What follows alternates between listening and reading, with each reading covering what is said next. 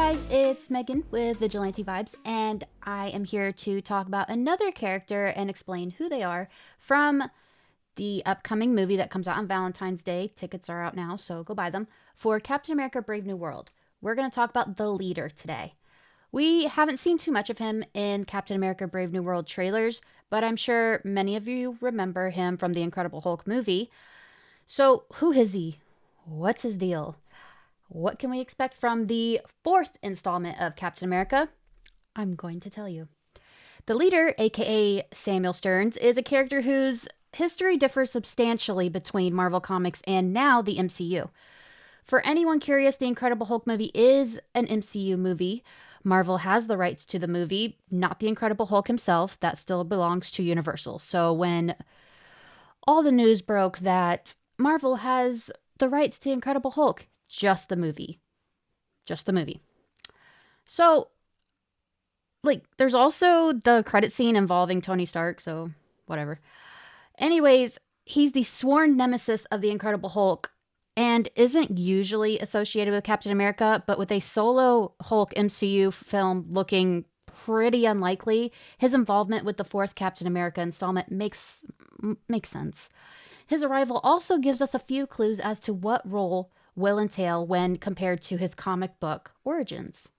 Samuel Stearns, aka the leader, is portrayed by Tim Blake Nelson in the MCU. Nelson joined the MCU in 2008's The Incredible Hulk, where he played a mild-mannered genius scientist Samuel Stearns, also known as Mr. Blue, who aided Bruce Banner in his hunt for the cure. Fun fact about Tim Blake Nelson, he also portrayed Harvey Allen in 2015's Fantastic Four, the one we don't really talk about, a character who was initially planned to be Mole Man. So there you go. It's a fun fact. Samuel Stearns' Marvel Comics origins differ substantially from the character portrayed in The Incredible Hulk. He first appeared in Tales to Astonish number 62 in 1964. Stearns was a chemical plant laborer with below average intelligence who suffered an accident with chemicals. A tale as old as time, honestly, which caused severe exposure to gamma radiation. He survived the ordeal before the effects began taking hold, vastly increasing his intelligence as he began absorbing as much knowledge as he possibly could. Unfortunately for him, his accident would also cause his skin to turn green and the size of his head and brain to expand, which is certainly a look. But I mean, who am I to judge? I got a big old head too. The character would become a recurring and central foe of Bruce Banner, even sparking Banner's transformations into the new versions of the Hulk, like Grey Hulk. He has lost his powers and his life multiple times, only to reinstate himself as one of the Hulk's foremost enemies. In many ways, he is Hulk's exact opposite, swapping brawn for brains as a result of the gamma radiation to which he was exposed.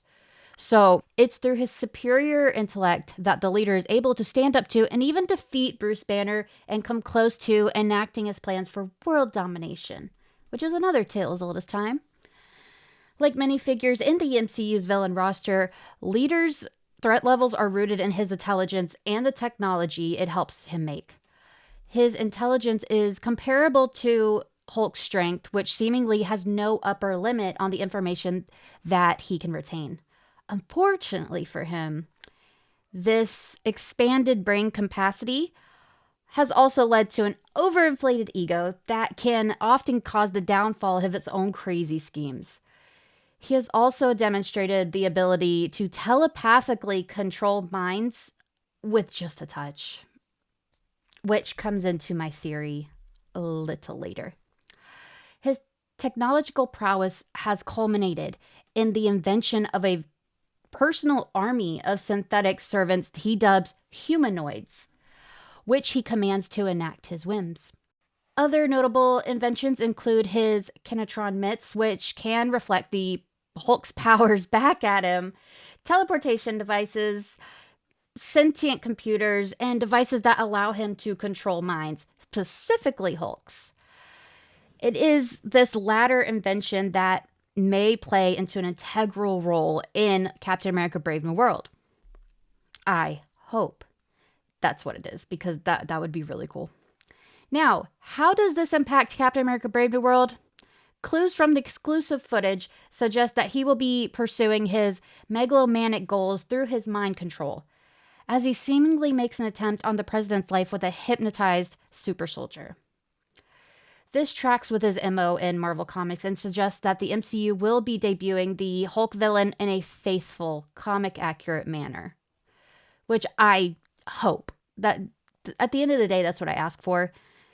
I'm all about comic accuracy. Granted, comic accuracy doesn't mean it's going to be good, but when introducing a character, I do want their origin to be more comic accurate. This comes to my theory that I usually have at the end of these breakdown videos. So what if the reason Red Hulk transforms in front of a crowd into the Red Hulk? I guess I should say when Thunderbolt Ross transforms into the Red Hulk, what if it's the leader who mind control him to do it? Because I've been watching the trailers when they first showed Red Hulk coming out, red, hot, and scary. I was like, that is such a bold move to do that in front of what looks like a press conference. So I think the leader has a lot to do with that. So for my ultimate theory, I think Ross and his team imprisoned the leader and forced him to create a super soldier serum, and Ross took it, thus giving him the Red Hulk. Well, giving us the Red Hulk. Well, giving the world the Red Hulk. As much as I'd like to see it be a more comic accurate and show that they were trying to create a artificial Hulk, which is the comic accurate way, I think this would make so much more sense since it's a Captain America movie. I think the super soldier serum is going to come up at some point because Sam doesn't have it. So that's what I think.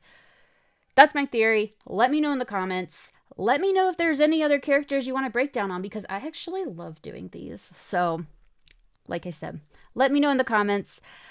Wherever you're watching or listening to this, please hit that subscribe button so you won't miss any more of these character breakdowns, my interviews, really anything. So, thanks for tuning in. I hope you enjoyed it. I hope you learned something, because I certainly did. And have a marvelous day.